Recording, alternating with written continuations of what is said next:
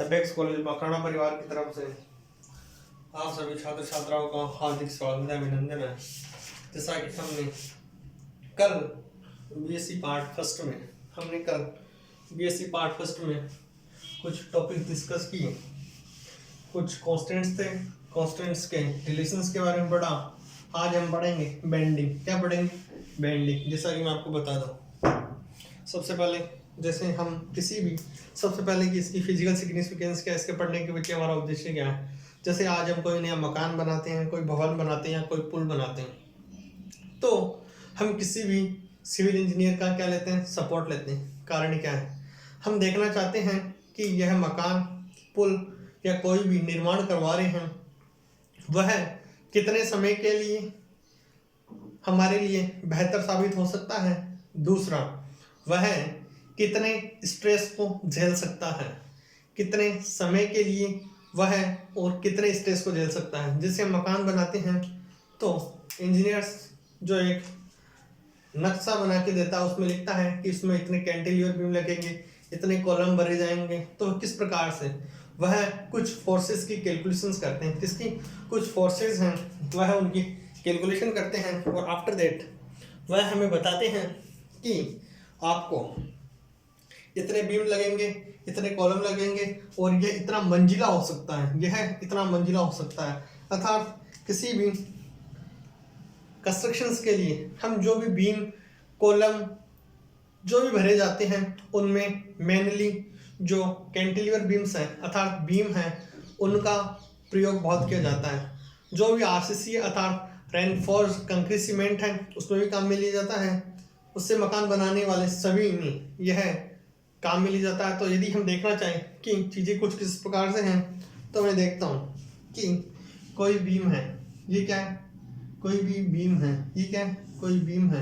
यदि मैं इसको एक बहुत सारी परतों से मिलके मान लूँ, क्या बहुत सारी परतों से मिलके मान लूँ, तो एक इसमें एक ऐसा पॉइंट होगा, एक ऐसा तल होगा जिसके अनुदिश अर्थात जिसके रेस्पेक्ट में ना तो ये बीम क्या होगी?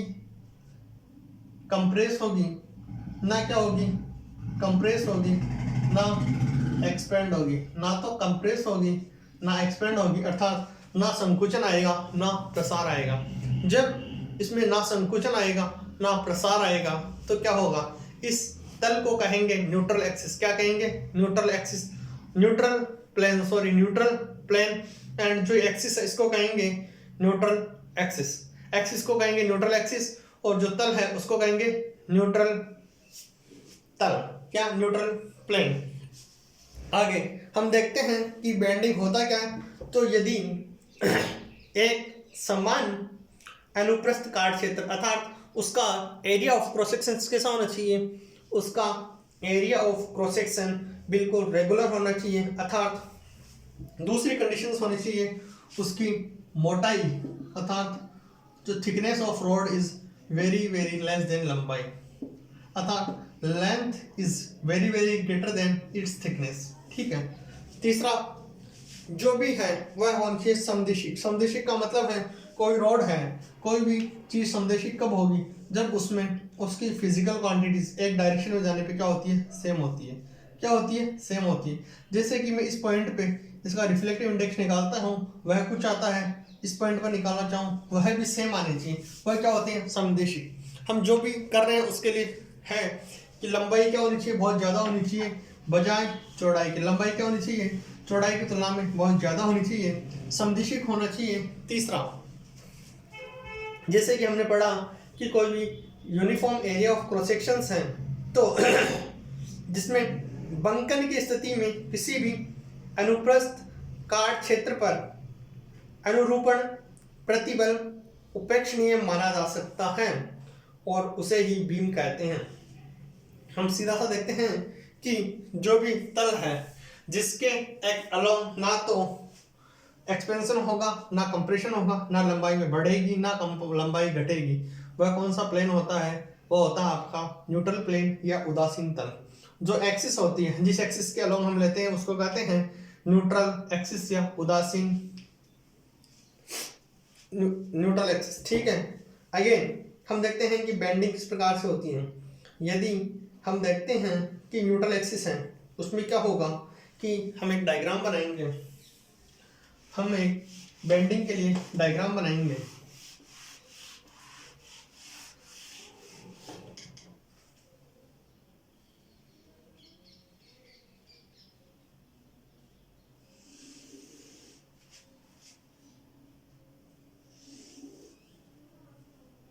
मैं मानता हूं कि इसकी रेडियस ऑफ कर्वेचर क्या है, आर है। यदि मैं इसको A B C and D, यदि मैं कोई बीम है उसको इस प्रकार से बेंड मान लो कि ये बेंड इस प्रकार से हुई, तो क्या होगा इधर जितने फोर्सेस लगेंगे, इधर जितने फोर्सेस लगेंगे अंदर भी उतने ही लगेंगे।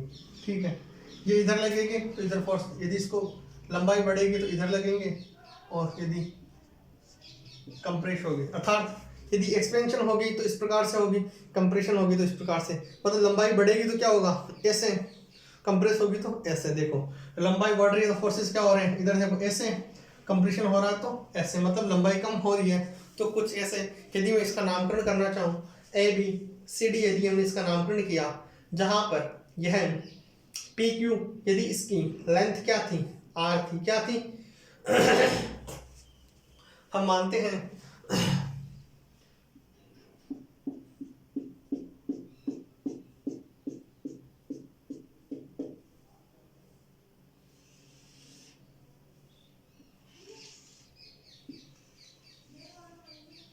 ठीक है। यदि जिसकी लेंथ आर है, जिसकी रेडियस ऑफ कर्वेचर क्या है, जिसकी रेडियस ऑफ कर्वेचर आर है, क्या है, आर है यहां तक, यदि ये लेंथ जेड है, यदि इसकी लंबाई में वृद्धि कितनी आई, जेड है, यहां से इसकी रेडियस ऑफ कर्वेचर आर है, यदि यह एंगल क्या हो, थीटा हो, क्या हो, थीटा हो, तो चेंज इन लेंथ कितना आएगा।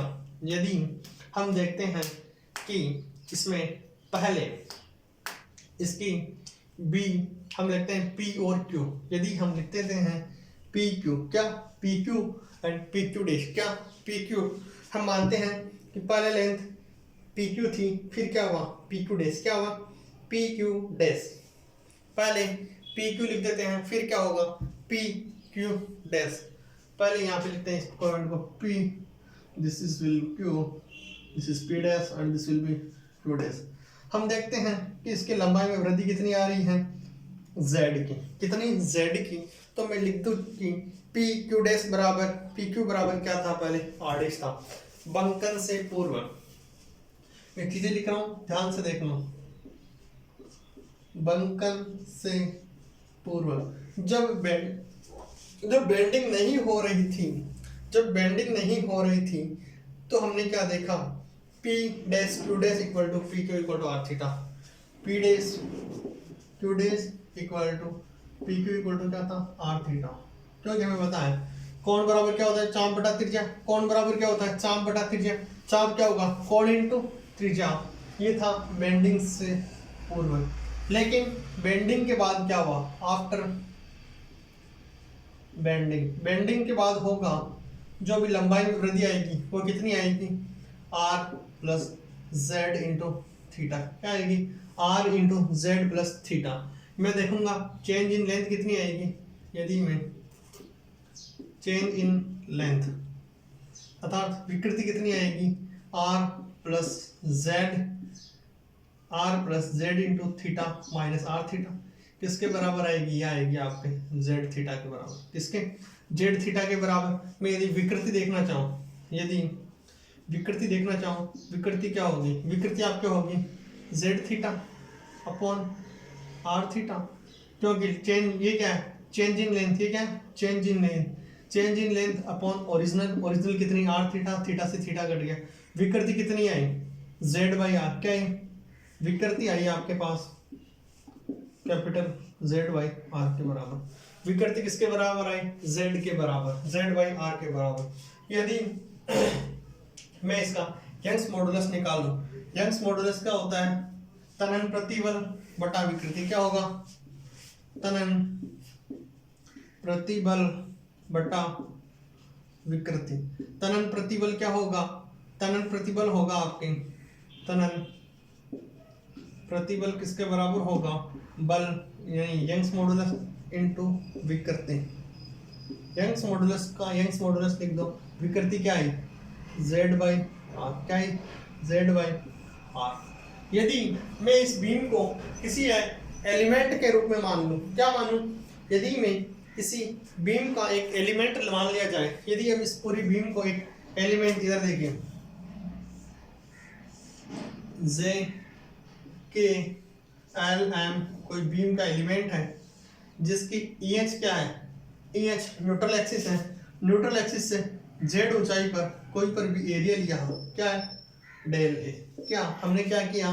जो भी हमारे पास बीम थी उसका हमने एक छोटा सा टुकड़ा लिया है। टुकड़ा क्या था?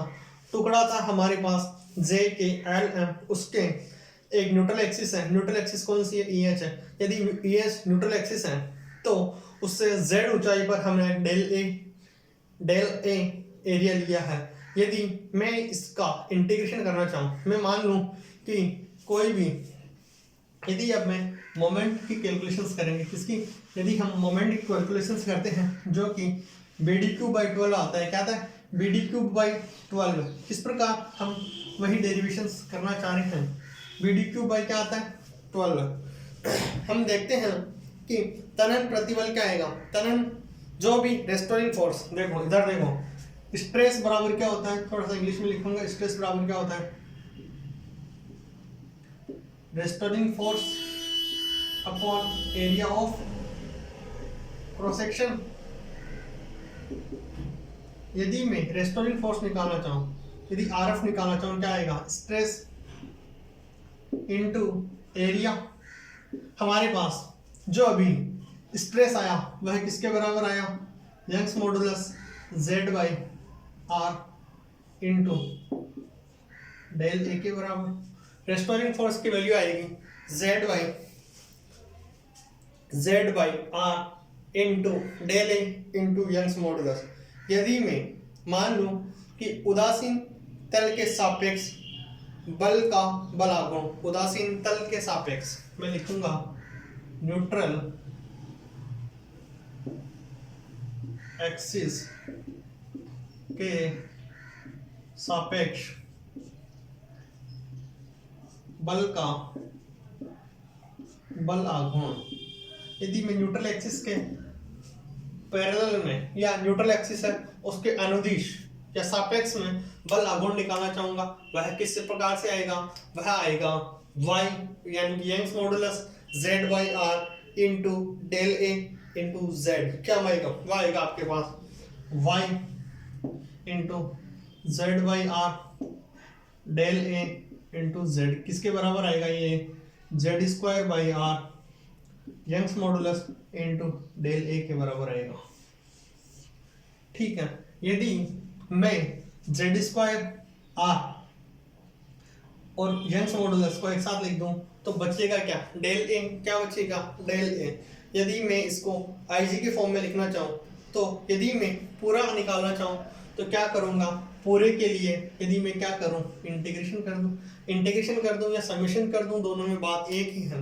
यदि तो इसमें क्या आएगा? y बाई आर बाहर ले दूँ। क्या ले दूँ? y by R. क्या? Young's modulus by R summation Z²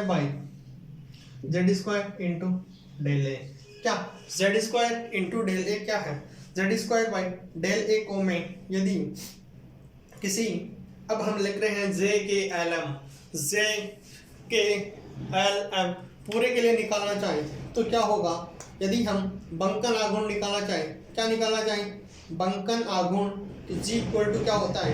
G equal to होगा y by R del A into Z²।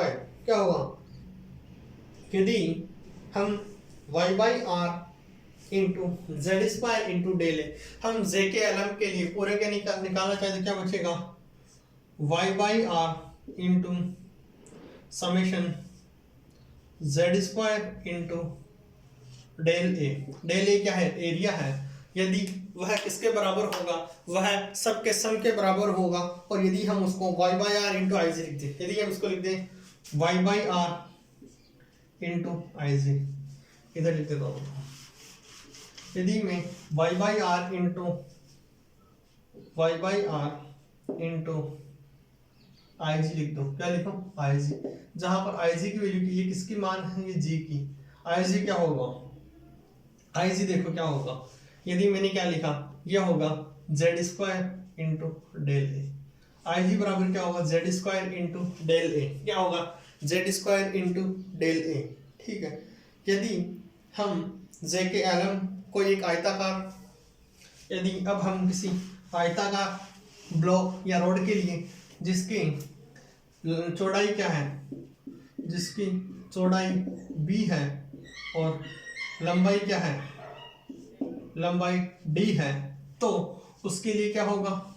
Minus b by two से b by two minus d by two से d by two into Z square into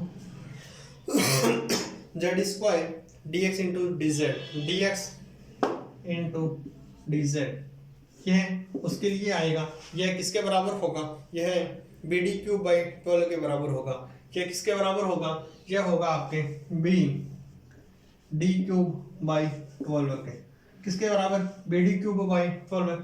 यदि हम आई जी निकालना चाहें, यदि हम जी निकालना चाहें तो इसको, यदि हम जी निकालना चाहें, बेंडिंग मोमेंट निकालना चाहें तो क्या होगा? B D cube by 12 into G by R. क्या? B D cube by 12 into Y by R. क्या होगा? B D cube by 12 into Young's modulus by R. यदि मैं किसी सर्कुलर रोड के लिए निकालना चाहूँगा, वहाँ पर आई जी की वैल्यू क्या होगी? वह होगी पाई आर स्क्वायर बाई 4। क्या होगी? पाई आर स्क्वायर बाई 4। तो हम उसके लिए यदि निकालना चाहें तो क्या होगा? वह होगा जी बराबर होगा y into pi by R square into क्या होगा? पाई आर की पावर 4, सॉरी यहाँ पर ये आर की पावर 4 होगा। क्या होगा? आर की पावर 4। इसके लिए जी निकालना चाहेंगे तो क्या आएगा? वह यदि हम इसके लिए जी निकालना चाहेंगे तो क्या आएगा? पाई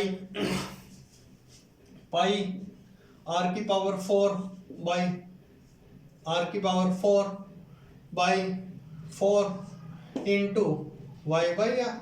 सिमिलर है। हमने कुछ चीज़ें पढ़ी, उसके लिए लिमिटेशन है। लिमिटेशन सबसे पहले लंबाई ज़्यादा होनी चाहिए बजाय चौड़ाई के। यूनिक एक दिशिक होना चाहिए, मतलब जो भी फिजिकल क्वांटिटीज है किसी एक दिशा में जाने पर क्या आनी चाहिए? सेम आनी चाहिए। कुछ अजम्पशंस हैं वह मानकर ही यदि हम करना पड़ता है। हम कहते हैं कि जो भी बेंडिंग्स हैं वो क्या है? बहुत कम है, बहुत ही मिनिमम है। आइसोट्रोपिक होना चाहिए। जो भी दंड में बंकन के उत्पन्न होने वाला बल है वह क्या होना चाहिए? अनुप्रस्थ काट में कोई भी क्षेत्रफल में कोई भी परिवर्तन नहीं होना चाहिए। मैं अगेन आप सभी छात्र छात्राओं का एपेक्स कॉलेज मकराना परिवार की तरफ से बहुत बहुत आभार ज्ञापित करता हूँ। And again thank you so much.